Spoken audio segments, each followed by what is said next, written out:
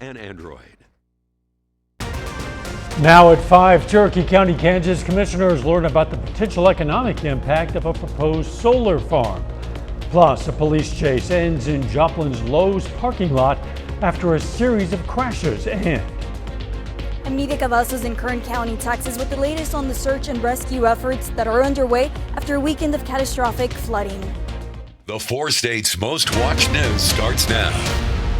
Cherokee County commissioners today heard the results of an economic impact study of a proposed solar farm. This is KOIM News at 5. I'm Dow Quick.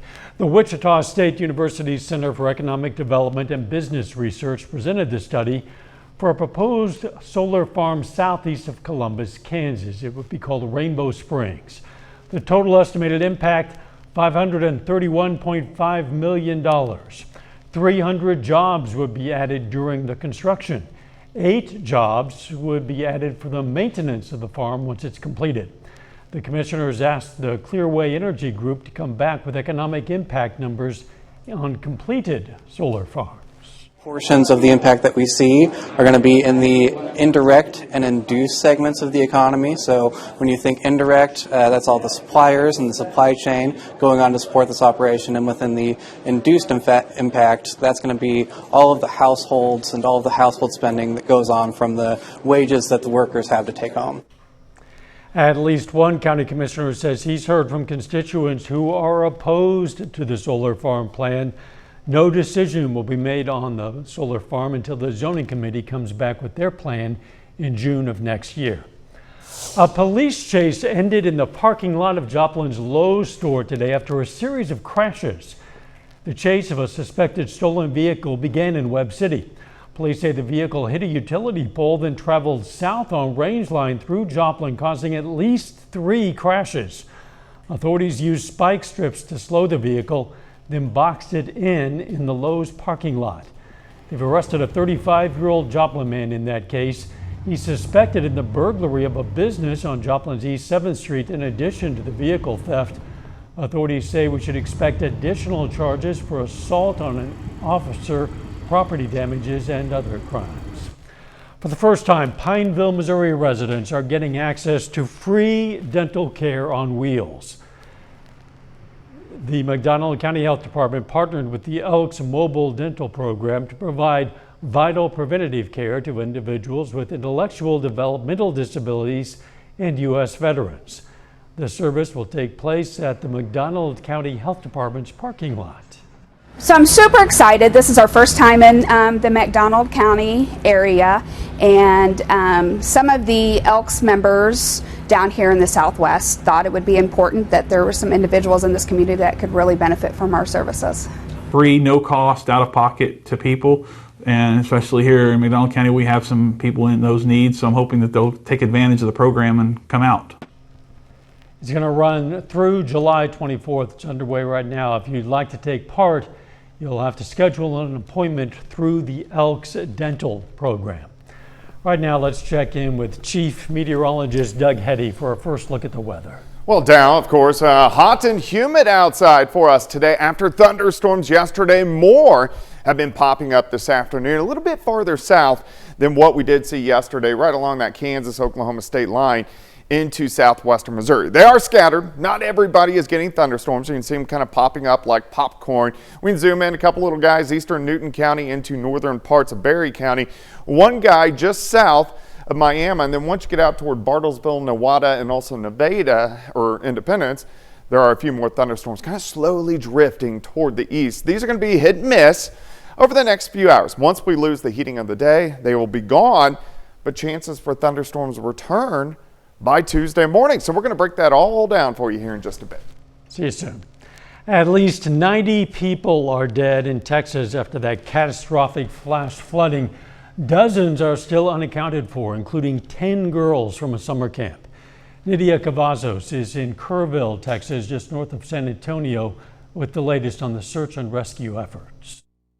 This time-lapse video shows how quickly a river in Kingston, Texas rose in just a few minutes on Friday. Search and rescue teams say they're finding bodies up in trees, including at least one of the girls from Camp Mystic. We found 2 young girls up near the Hunt store, and then About 10 o'clock, we found another little girl wrapped up in debris in a tree. More than 24 campers and counselors from Camp Mystic died in the flooding. It's just one of many children's summer camps along the Guadalupe River, where mountains of debris, including mangled cars, now sit. From Hunt all the way to Comal County in a straight line distance is over 100 kilometers. This is a massive field that is happening. And again, this is unprecedented flood events. Flash flood and evacuation alerts from the National Weather Service went out in the middle of the night when most people were asleep. We had first responders that were getting swept away, actually responding to the first areas of rainfall. That's how quick it happened. More than 800 high water rescues have happened since the flooding began. It was scary. As floodwaters destroyed Scott Walden's house, he and his wife had no other choice but to go outside. I grabbed my wife and we literally jumped in the water and it swept us down to about 200 feet down that way. And there's a crepe myrtle tree that we grabbed hold of and we waited for rescue. The risk of life-threatening flooding is still high in Central Texas, with more rain on the way. Nidia Cavazos, CBS News, Kerrville, Texas. President Trump plans to visit the flood-ravaged areas later this week. A new study looks at how a C-section birth could impact the child years later. Plus, a creative program for training therapy dogs. Those stories next in Health Watch. Has been serving area residents emotional details. Topping today's Health Watch, children born via planned C-sections have a slightly increased risk of developing certain cancers later in life. A study in Sweden found that among planned C-section births, there was a 21% increased risk of one type of childhood leukemia. While the reasons aren't known, researchers say it's possible that children born through vaginal birth are exposed to bacteria which increase resistance to some diseases. People who survived cancer as children have a greater risk for developing severe COVID. A study published in The Lancet found childhood cancer survivors were 58% more likely to be hospitalized or die from COVID. The risk exists even decades after cancer treatment has ended. This suggests childhood cancer survivors should be prioritized for receiving vaccines. When a sheriff's department in Florida decided to start a therapy dog training program, they needed a helping hand, and they found that the solution was closer than they imagined. Christiana Benavides reports on how inmates are helping sheriff's officers fulfill their mission. When Nick Barbera retired from the Palm Beach County Sheriff's Office after 35 years, many of them with the K-9 unit, he didn't imagine he'd be back on duty a year later. Hey, we could really use you, Nick. And I took a deep breath and I said, all right, let me see how this goes. And they brought me back part-time, and I love it, man. I'm gonna miss you so much. In 2023, he helped start a therapy dog program at the county jail. Sherrod Wright helps train the dogs. Good job, buddy, good job. And he's currently incarcerated. Was it something that sort of struck you as, well, I'm behind bars, we're on opposite sides, but we're working together? You don't know what to think until you get out here.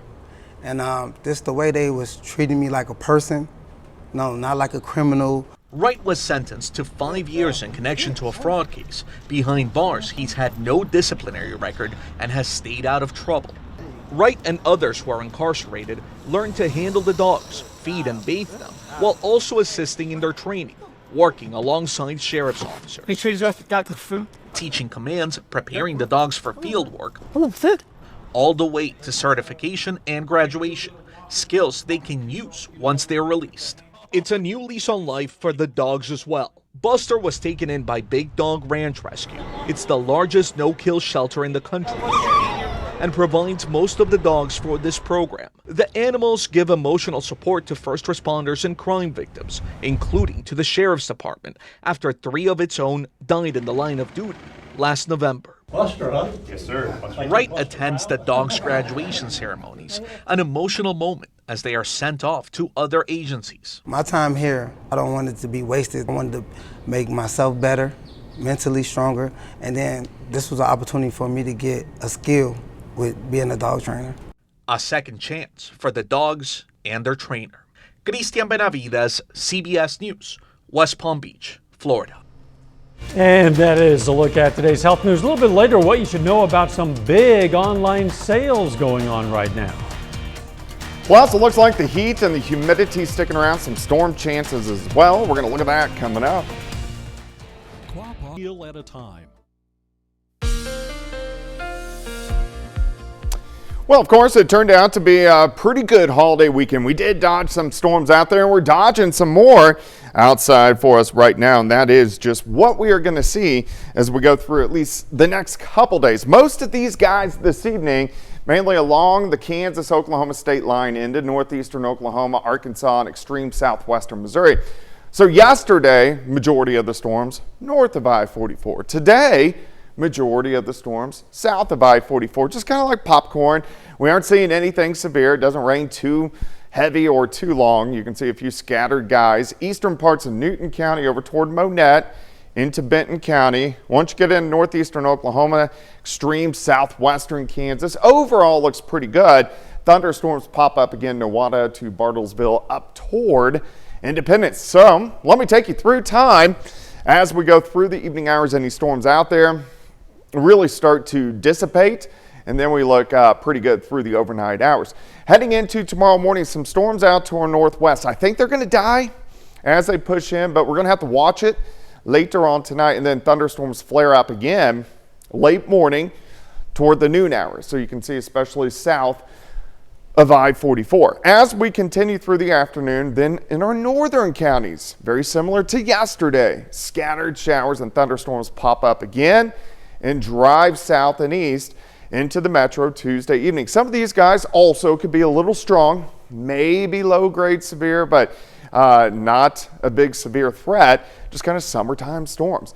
Then those guys push out of here by Wednesday morning, looking pretty good. Once we get into the afternoon, temperatures will be into the upper 80s, but will be dry, mainly Wednesday, Thursday, and Friday. So rain chances over the next 36 hours, very scattered. So we'll just have to see where the storms pop up. But the areas that do see storms could easily get a half an inch upwards to an inch. Humidity kind of high over the next couple days. Heat indices tomorrow, upper 90s to near 100. Let me take you into Wednesday. Heat indices again, upper 90s to near 100 degrees. Day planner on you Tuesday, 72 to start, 83 by noon. High temp, 88 degrees. And if you're going to be outside this evening, humidity is up there. Look at our dew points, upper 60s to near 70. Makes it kind of sticky muggy outside, and that's why we do have these heat indices already kind of sitting 95 to 100. So this sticks around this week. Through the evening, 80s, 70s, eventually near 70 degrees later on tonight. An actual temperature, most of us right around 90 outside for us right now, so we're going to stay pretty consistent. Let's go down the road. High pressure kind of in charge, builds in a little bit. That's why our heat increases through the week. And then as we go into the week and that area of high pressure breaks down, another storm system moves in. This means the return of batches of showers and thunderstorms. So rain chances Tuesday, then back in as we get into Saturday and also on Sunday. 88 tomorrow, 89 Wednesday, 91 on your Thursday, 93 on Friday. So it heats up a little bit. Over the weekend, we're going to be sitting into the upper 80s. Those better chances for rain, so a little bit cooler, back into the 90s early next week. Seems like it's been a wet start to summer. It has, and overall it should stay that way most of the summer. All right, Doug, thanks. Coming up, professional photography for online dating profiles. I know the important. Topping today's Consumer Watch, President Trump says U.S. tariff letters for trade deals with countries around the world were to be delivered today.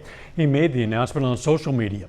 It comes as the president's pause on his so-called reciprocal tariffs is set to expire this week, with the tariffs expected to kick in on August 1st.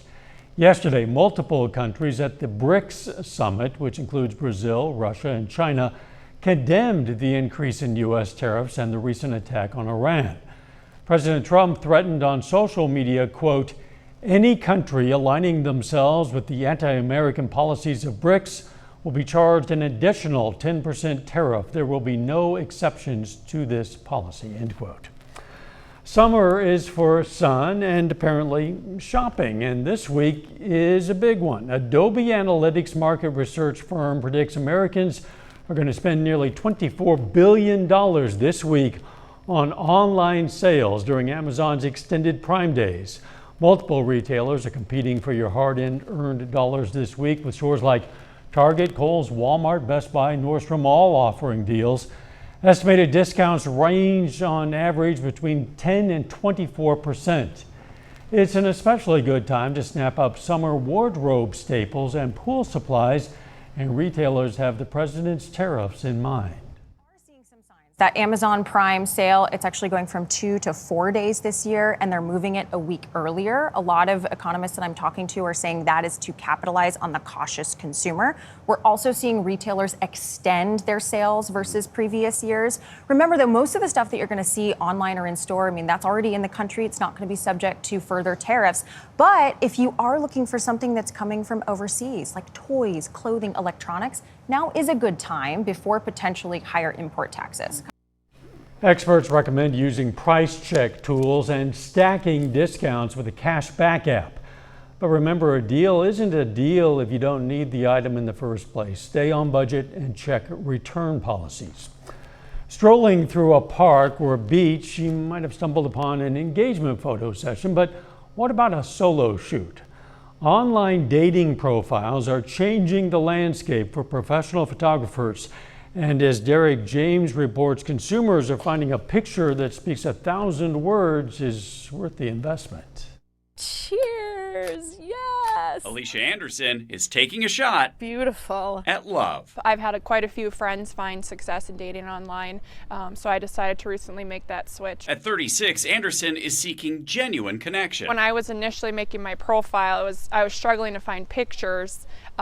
To put it on myself, I felt like I had to crop all my friends out, and nothing truly captured myself, my personality. Get that beautiful pose. Not long after, she noticed Shannon O'Malley's online dating photography on Instagram. It has become the biggest bulk of my business. A professional photographer for over 15 years, O'Malley's focus for the last 2.5 years has been helping singles, ranging in age from 25 to 70, create standout images for their dating profile. These are people who are serious about getting out there and wanting to find love. Is there stigma around hiring a pro to shoot dating profiles? Absolutely, there is. So yeah, some people may not tell their friends or family that they're doing this, but then a lot of what I hear back is that once they get their photos back, they're proud to show them because they feel good. A feeling O'Malley says she needed when she stepped into the world of online dating in her 40s. Good. It led her to her husband of 4 years,